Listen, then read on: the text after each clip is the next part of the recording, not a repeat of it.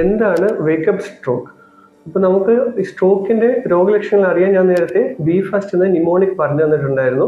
Same ഈ B fast ന്യൂമോണിക്കിലോ വരുന്ന രോഗലക്ഷണങ്ങൾ ഒരു വ്യക്തിയിൽ രാവിലെ ഉറക്കം എഴുന്നേൽക്കുന്ന സമയം മുതൽ കണ്ടു തുടങ്ങിയാൽ അത് നമ്മൾ വേക്കപ്പ് സ്ട്രോക്ക് ആയിട്ടാണ് കണക്കാക്കുന്നത്. സോ എന്തുകൊണ്ട് ഇതിന് വേക്കപ്പ് സ്ട്രോക്ക് എന്ന് പറയുന്നു? അതിന് ഒരു ഉദാഹരണം വെച്ച് ഞാൻ പറഞ്ഞുതരാം. ഇപ്പോൾ ഒരു വ്യക്തി ഇന്ന് രാത്രി ഉറങ്ങുന്നത് ഒരു 10 മണിക്കോ അല്ലെങ്കിൽ 11 മണിക്ക് ഉറങ്ങാൻ കിടക്കുകയാണ്. അപ്പോൾ നമ്മൾ വീട്ടിലുള്ള ബാക്കിയുള്ള ആളുകൾ ആ വ്യക്തിനെ അവസാനം കണ്ടത് ഈ 11 മണി സമയത്താണ്.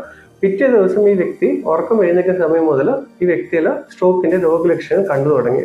അപ്പോൾ നമുക്ക് ആ രാത്രി ഈ ഉറക്കത്തിനിടയ്ക്ക് ഏത് സമയത്ത് വേണമെങ്കിലും ആ രോഗലക്ഷണം സ്റ്റാർട്ട് ആയിട്ടുണ്ടാവും. അപ്പോൾ നമുക്കൊരു കറക്റ്റായിട്ട് ഒരു ടൈം പോയിന്റ് ചെയ്ത് പറയാൻ പറ്റത്തില്ല. അപ്പോൾ ആ ഒരു സിറ്റുവേഷനിൽ നമ്മൾ അതിനെ വേക്കപ്പ് സ്ട്രോക്ക് എന്ന് കൺസിഡർ ചെയ്യുന്നത്. അപ്പോൾ ഈ വേക്കപ്പ് സ്ട്രോക്കിൽ ഈ സ്ട്രോക്കിന്റെ രോഗലക്ഷണം എത്ര മണിക്ക് കണ്ടു തുടങ്ങിയെന്ന് ചോദിച്ചാൽ നമുക്ക് പോയിന്റ് ചെയ്യാൻ പറ്റാത്തതുകൊണ്ട് തന്നെ പേഷ്യന്റ് ലാസ്റ്റ് ഇൻ നോർമൽ എന്ന ടൈമാണ് നമ്മൾ കണക്കാക്കുക. അപ്പോൾ ഈ പേഷ്യൻസിലൊക്കെ നമുക്ക് സാധാ സ്ട്രോക്കിന് കൊടുക്കുന്ന ട്രീറ്റ്മെന്റ് കൊടുക്കാൻ പറ്റില്ലയോ എന്നുള്ള ഒരുപാട് സംശയം വരാറുണ്ട്.